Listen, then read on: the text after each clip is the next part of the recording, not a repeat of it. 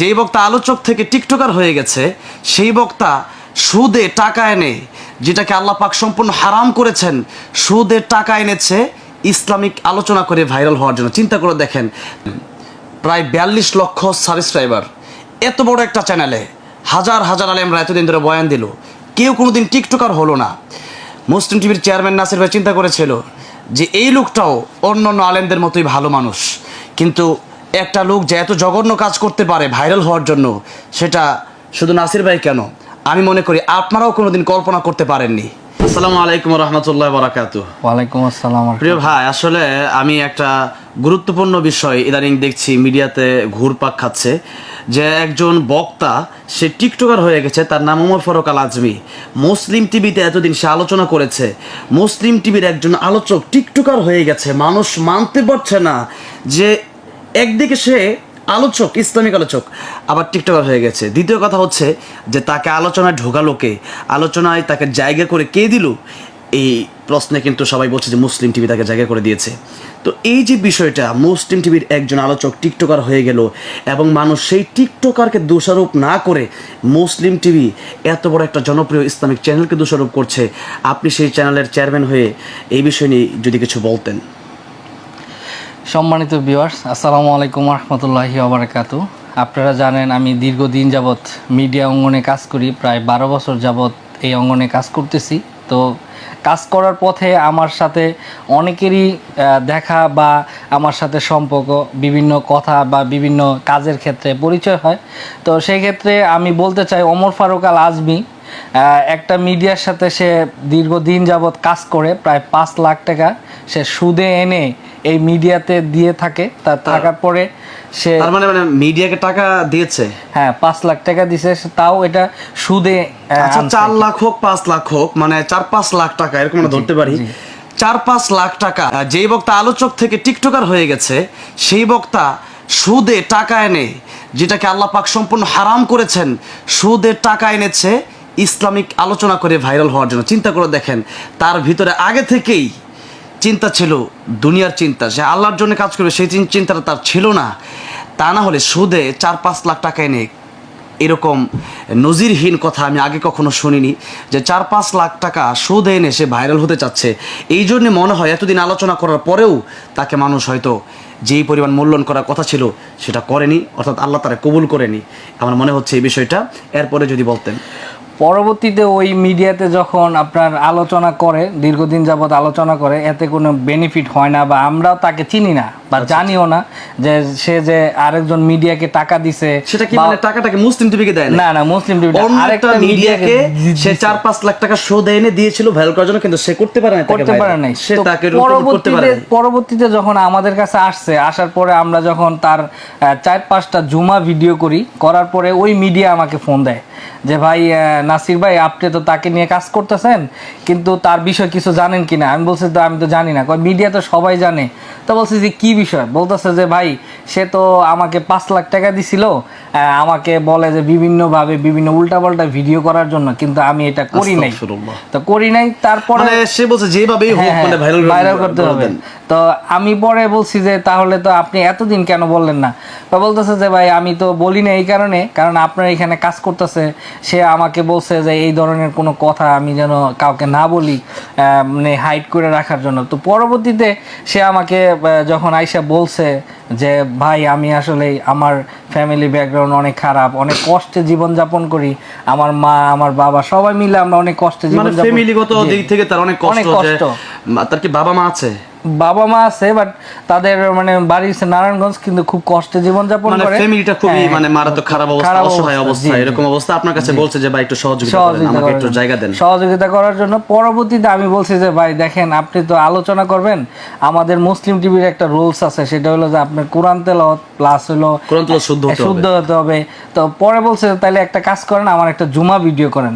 তো পরবর্তীতে যখন বললো যে আমার জুমাও নাই, আমি একটা জুমাতে হক কথা বলার কারণে আমার জুমার চাকরিটা চলে গেছে। কথা বলার কারণে আচ্ছা, আমার মনে হচ্ছে যে এখানে কোনো গাবলা থাকতে পারে। তো এটা আসলে আমি জানি না, বাট পরে আমি বললাম ঠিক আছে, তাহলে আমাদের এখানে একজন মসজিদের খতিব লাগবে ইন্টারভিউর জন্য, বলতেছে তাহলে আপনি এখানে ইন্টারভিউ দেন, যদি আপনি ইন্টারভিউ টিকেন তাহলে ইনশাল্লাহ আমরা এইখানেও চাকরি করলেন, পাশাপাশি আমরাও আপনাকে নিয়ে কাজ করলাম। হ্যাঁ। পরে তো ওইখানে ইন্টারভিউ দেওয়ার পরে সে আলোচনা করছে, অনেক ভালো আলোচনা করছে, প্লাস হলো সে আব্দুল খালেক শরীয়তপুরীকে সবসময় অনুসরণ করতো, এবং তার যে আলোচনার দিকগুলো, যেমন দেখা গেছে যে শরীয়তপুরী যেভাবে যে কণ্ঠে ওয়াজ করে সেই কণ্ঠে ওয়াজ করে। আমার মনে হয় সে মানে কয়েকজন বক্তাদের নকল করে আসলে ভাইরাল করতে চেয়েছে। পরে আমি বললাম যে ভাই আসলে আমরা যাদেরকে নিয়ে কাজ করি এরা হচ্ছে বড মাইন্ড যারা আলেম, তাদেরকে নিয়ে একমাত্র কাজ করি।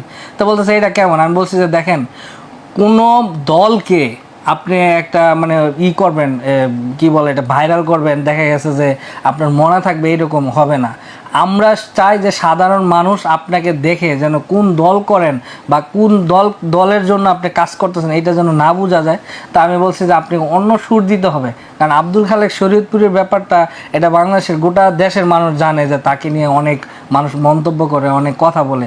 তো তারপরে সে নিজস্ব সুরে ওয়াজ করে, তো আমরা তার ওয়াজ ভিডিও করি। তো মাশাআল্লাহ অনেক ভালো একটা অবস্থানে আছে। কথা বলতে আমি তাকে চিনি হচ্ছে, মানে সে আমার কাছেও একদিন এসেছিল। আমি যদি বলি ব্যাপারটা, না আমি যে বলি সে অনেক জায়গায় ঘোরাঘুরি করেছে। হ্যাঁ। বাকি আপনি যখন বলেছেন তাকে একটু প্রায়োরিটি দেওয়ার জন্য আমি তাকে দিয়েছি। এবং শুধু আপনাকে না, আমি তো আপনাকে রিকোয়েস্ট করে কাপাসি একটা প্রোগ্রামে পাঠাই, সেখানে যাই আসে আলোচনা করে। আমি আব্দুল হাই মোহাম্মদ সাইফুল্লাহকে আমি সাবার একটা প্রোগ্রামে আমি ওনাকে রিকোয়েস্ট করে এবং কমিটিকে রিকোয়েস্ট করে তাকে আলোচনার একটা স্থান করে দেই, সেখানেও সে আলোচনা করে।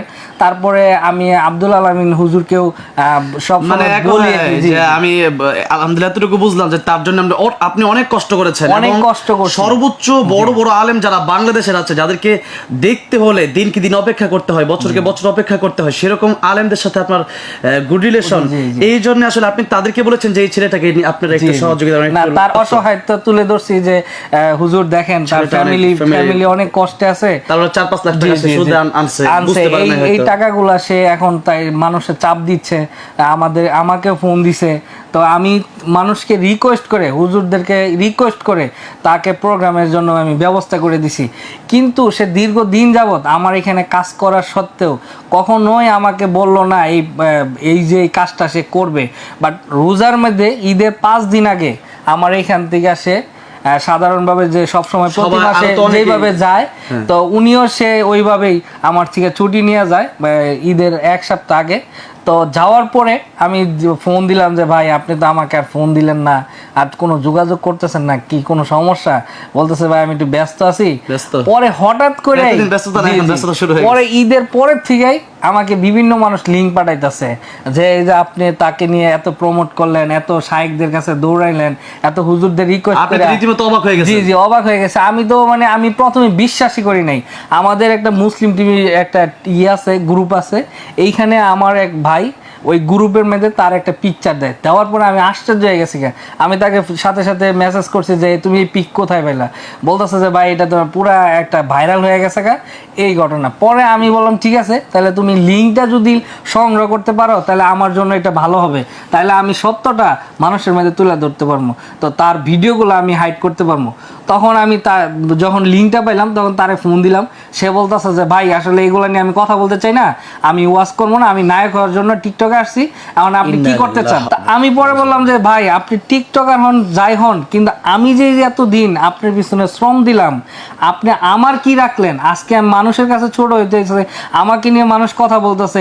আর আমি তো অসংখ্য হাজার হাজার আলেমদের, আমার চ্যানেলের প্রায় 42 লাখ সাবস্ক্রাইব, চ্যানেলের মধ্যে হাজার হাজার আলেম আছে। তো কোনো দিন কোনো আলেম এরকমভাবে পথভ্রষ্ট হয় নাই, বা আমাদের কোনো ব্যবহারে বা আমাদের কোনো কথায়, আমাদের অফিসে থাকা সত্ত্বেও কোনো আলেম আজ পর্যন্ত এমন হইলো না। আপনি কেন হইলেন? ভাই আপনি কোনো কথা বললেন না, আমি ভাই ভাইরাল হয়ে আবার ফিরে আসবো। আমি বলতেছি ভাই আপনার এই ভাইরাল জাতি আপনাকে জুতা মারবে। তো বলতেছে যে ভাই এটা আপনি বুঝবেন না, এইভাবে মানুষ ভাইরাল হয়। আমি বলছি যে ঠিক আছে, আপনার যত ভিডিও আছে সব ভিডিও আমি প্রাইভেট করে দিতেছি, কারণ আমার তো একটা সমাজ আছে, হয়তো আপনার একটা সমাজ নাই কিন্তু আমার একটা সমাজ আছে। আমাকে মানুষ ইগনোর করতেছে, আমাকে গালাগালি করতেছে মেসেজের মাধ্যমে, তা আপনি যদি এই ভিডিও ডিলিট করেন বা এই ভিডিও কিছু করেন আপনাকে আমি দেখে নিব। আমি বলছি আপনি দেখে নিবেন, হ্যাঁ এই কথা বলছে। এবং কি আমাকে বলছে আমার চাচা ভিডিও এডিটর, তো উনাকে ফোন দিয়া একই ধরনের কথা বলছে। তারপরেও এখন অনেকে আছে যে ফ্যানের নিচে বৈশা নীতি 2-3টা কথা বলে আর সব মিথ্যা কথা বলে। এইরকম ভিডিও হাজার হাজার করতে পারবো আমি, এই যোগ্যতা আমি নাসিরের আছে। আসলে আমরা আপনারা যতক্ষণ ধরে দেখছেন, আমি একটু কথা বলে নিতে চাই। মুসলিম টিভি আপনারা সবাই চিনেন, প্রায় 42 লক্ষ সাবস্ক্রাইবার, এত বড় একটা চ্যানেলে হাজার হাজার আলেমরা এতদিন ধরে বয়ান দিল, কেউ কোনোদিন টিকটকার হলো না। মুসলিম টিভির চেয়ারম্যান নাসির ভাই চিন্তা করেছিল যে এই লোকটাও অন্য অন্য আলেমদের মতোই ভালো মানুষ, কিন্তু একটা লোক যে এত জঘন্য কাজ করতে পারে ভাইরাল হওয়ার জন্য, সেটা শুধু নাসির ভাই কেন, আমি মনে করি আপনারাও কোনোদিন কল্পনা করতে পারেননি। সুতরাং এই লোকের জন্য, এই লোক টিকটকার হয়েছে না কি হয়েছে সেটার জন্য আমাদের মুসলিম টিভি দায়ী থাকতে পারে না, এবং কোনো চ্যানেলই না। এবং এই যে লোকটা, তার শুধু নিয়ত ছিল যে কোনোভাবে ভাইরাল হবে, তার এটা নিয়ত ছিল। তার অনেকগুলো কথা আমি আগেও শুনেছি, কিন্তু আমি চাচ্ছি না বলতে। আমি কেন ভাইকে আজকে এই জায়গাতে জিজ্ঞাসা করলাম, এর কারণ হচ্ছে যে আমি দীর্ঘদিন যাবৎ মুসলিম টিভিতে আলোচনা দিচ্ছি, এবং বাংলাদেশের অসংখ্য অগণিত প্রত্যেকটা বড় বড় আলেম যারা আছে তাদের আলোচনাগুলো মুসলিম টিভিতে। তার অসহায়ত্বের কথা শুনে এই ওমর ফারুক আল আজমিকে জায়গা দিয়েছিল নাসির ভাই। না, আপনি আরেকটা কথা বলে, এই সিরাজগঞ্জের কিছুদিন আগের ঘটনা, আপনাকে কতবার আমি ফোন দিছি তাকে একটা আলোচনার সুযোগ করে দেওয়ার জন্য। আপনি লাস্টে আমাকে বিরক্ত হয়ে বলছেন, ভাই এর ব্যাপারে আপনি এত কথা বলেন কেন, কি আপনার কোনো আত্মীয়? অথচ আমার প্রোগ্রামে আমি কাউকে আমি সুপারিশ কেমনে করব? একটা প্রোগ্রাম যারা দায়িত্ব নিয়ে করে তাদের নিজস্ব বক্তা আছে, এইখানে আমাকে দেওয়া দিছে, সেখানে আমি কিভাবে তার ব্যাপারে আমি আসলে আমরা এটা স্পষ্ট হয়ে গেছি যে সে ভাইরাল হওয়ার জন্য ফার্স্ট টাইম সুদের টাকা এনে 4-5 লক্ষ টাকা কোনো এক মিডিয়াকে দেয়। সেই মিডিয়া এই টাকাগুলো নিয়ে তাকে ভাইরাল করতে পারেনি, ভাইরাল করতে ব্যর্থ হয়। সে অবশেষে কোনো কাজ না পেয়ে, কোনো ব্যবস্থা না পেয়ে, কোনো জায়গা না পেয়ে এই মুসলিম টিভিতে আসে, এবং আমাদের নাসির ভাইয়ের মন নরম হওয়াতে, হৃদয় ভালো হওয়াতে তাকে তার অসহায়ত্বের কথা শুনে তাকে জায়গা করে দেয় মুসলিম টিভিতে। এবং সে মুসলিম টিভিতে যখন আলোচনা দিচ্ছিল মোটামুটি ভালো সাড়া পাচ্ছিল। অতঃপর সে যখন দেখলো অনেক বিশাল আকারে সে এখনও ভাইরাল হতে পারছে না, আসলে একজন মানুষ যদি কোরআন এবং সুন্নাহ থেকে সঠিক কথাগুলো না বলতে পারে সে ভাইরাল হতে পারবে না। মানুষ দুই রকমভাবে ভাইরাল হয়, হয়তো অনেক ভালো জ্ঞান, অনেক ভালো আলেম হতে হয়, আর না হয় অনেক জঘন্য হতে হয়। দুটি কারণেই মানুষ ভাইরাল হয়। তো সে দেখলো যে ভালো আলেম তো সে না, সে যেহেতু ভালো আলেম না, ভালো কথা বলতে পারছে না, সে জনগণের কাছে এখনও চান্স পাচ্ছে না, সে অবশেষে চিন্তা করলো যে আর ভালো কাজ করে লাভ নাই, আলোচনাই করব, মিডিয়াতে থাকবো। এই দেশে যদি কোনো আলোচক আলোচনা করে সারা জীবন, এরপরে যদি আপনারা জানতে পারেন যে আলোচকের এত সমস্যা, এরকম আলোচকের সমস্যাও আছে বাংলাদেশে, যে আলোচক আমরা জানি আপনারা জানেন না, যে আলোচকের আমার মনে হয় ঈমান নাই, স্টেজে ওয়াজ করছে। তো এরকম আলোচক যদি বাংলাদেশে থাকে আমি আপনাদেরকে কি বলবো। তো এখন এই আলোচক চিন্তা করেছে যে আমি ভাইরাল হব, যেভাবেই হোক, যে পন্থাই হোক, সে চিন্তা করেছে আমি টিকটকার হব। তখন মানুষ চিন্তা করবে যে এত জঘন্য কিভাবে হয়। সে আলোচনা বাদ দিয়ে টিকটকার হয়ে আবার সে ক্ষমা চাওয়ার, হয়তো সে ক্ষমা চেয়েছে যে আমি আর এগুলো করবো না, আমার ভুল হয়ে গেছে, এই কথা বলার পরে, কারণ এই জাতি তো হুজুগে বাঙালি, যে ভাইরাল হয়েছে তাকেই বক্তা বানায় দিচ্ছে। আমি আমার ব্যাপারেও এই কথা বলবো, আমি যদি কোরআন এবং সুন্নাহ থেকে কথা না বলতে পারি আপনারা আমাকেও দাওয়াত করবেন না। যে কোনো ব্যক্তিকে শুধু ভাইরাল দেখে কোনো সময় দাওয়াত করবেন না, এটা ভুল। সে এসেছিল, টুপি দাড়ি তার ছিল, জুব্বা তার ছিল, চেহারা সুরত ভালো ছিল, এবং সবচেয়ে বড় কথা আমার মনে হয় যে আপনি তার তেলাওয়াতটা শুদ্ধ, এবং সে মোটামুটি আলোচনা ভালোই করত। ভালো করতে বলতে এখানে মনে হয় যে অন্য আলোচনা সরাসরি কপি করতে, মানে একটা বিষয় হচ্ছে তার মানে আউট নলেজ অনেক ভালো, আউট নলেজ ভালো দেখেই তো টিকটকার হয়ে ভাইরাল হতে পারলো। আউট নলেজ ভালো না হলে তো টিকটকার হয়ে ভাইরাল হতো না। সুতরাং এখানে মুসলিম টিভি সহ বাংলাদেশে অন্য কোনো চ্যানেলও যদি তার ভিডিও করে থাকে, সেখানে কোনো আপনারা দোষারোপ, সেই চ্যানেলগুলোকে আপনারা কোনোভাবেই দোষারোপ করতে পারেন না, এবং সেই চ্যানেলগুলোর বিরুদ্ধে আপনারা কোনোভাবেই কথা বলতে পারেন না, যেখানে ওনার কোনো স্বার্থই ছিল না। উনি যদি টাকা দিত তাহলে এক কথা ছিল, এবং ওনার আলোচনা যদি মানুষ দেখতো যে 1 মিলিয়ন 2 মিলিয়ন ভিউজ হতো, তাহলে কিছু টাকা আসতো চ্যানেলে, সেটাও কিন্তু না। একদিকে সেও টাকা দিচ্ছে না, তার ওয়াজের চ্যানেল থেকেও টাকা আসছে না। তার মানে উনি শুধুমাত্র আল্লাহর জন্য একমাত্র অসহায়ত্বের কথা শুনে তাকে জায়গা করে দিয়েছিল। আর এটাই ছিল আমাদের নাসির ভাইয়ের ভুল। উপকারে ঘাড়ে লাতে একটা কথা আছে, সেটা প্রমাণ সে দিয়েছে। বুঝতে পেরেছেন সে ভাইরাল হওয়ার জন্য সব কিছুই করতে পারে, কারণ সে চায় দুনিয়া, সে চায় টাকা, সে চায় তার খ্যাতি। আসলে হেদায়েত আল্লাহর হাতে। ইন্নাকা লা তাহদি মান আহবাবতা ওয়ালাকিন্নাল্লাহা ইয়াহদি মান ইয়াশা ওয়া হুয়া আ'লামু বিল মুহতাদিন। এমনকি নবীজির হাতেও হেদায়েত ছিল না, যদি থাকতো তাহলে আবু তালেবকে নবীজি হেদায়েত করতে পারতেন। এই জন্য আমরা দোয়া করি আল্লাহ যেন এই ওমর ফারুক আল আজমি সহ সবাইকে যেন আল্লাহ হেদায়েত দান করেন, আল্লাহ যেন তাদেরকে আবার সঠিক পথ দান করেন। তবে একটা কথা বলে রাখছি, এই লোক যদি আগামীতে কোনোদিন স্টেজে আসে, তারা কোনোভাবে স্টেজ নেওয়া যাবে না। এই লোকটা গাদ্দার, এই লোকটা চিটার, এই লোকটা যার নুন খেয়েছে তার নিমকদানি ভেঙেছে, এবং এই লোকটা ভাইরাল, সে যে দুনিয়াদার এটা বোঝা গেছে। সে মাফ চাইবে এটা সে বুঝতে পারছে যে বাংলাদেশের মানুষ আবেগী, যে মাফ চাইলে সে মাফ করে দেবে বাস। প্রায় সময় কোরআন হাদিসের বিরুদ্ধে কাজ করে, একজন মাফ চাইলো আপনার মাফ করে দিলেন, তা তো হবে না। এই লোকটা ইসলামের বড় ক্ষতি করেছে। এক একজন আলোচকের কত সম্মান সেটা সে নষ্ট করেছে। এক একজন আলোচক হওয়াকে এত সোজা, সে আসছিল, আমাদের প্রিয় ভাই চেষ্টা করেছিল তাকে দিনের দাওয়াত দেওয়ার ক্ষেত্রে তাকে আরও দূর এগিয়ে নিতে চেষ্টা করেছিল, যে সে দিনের দাওয়াত দেখ, যতটুকু যারা ততটুকু দেখ।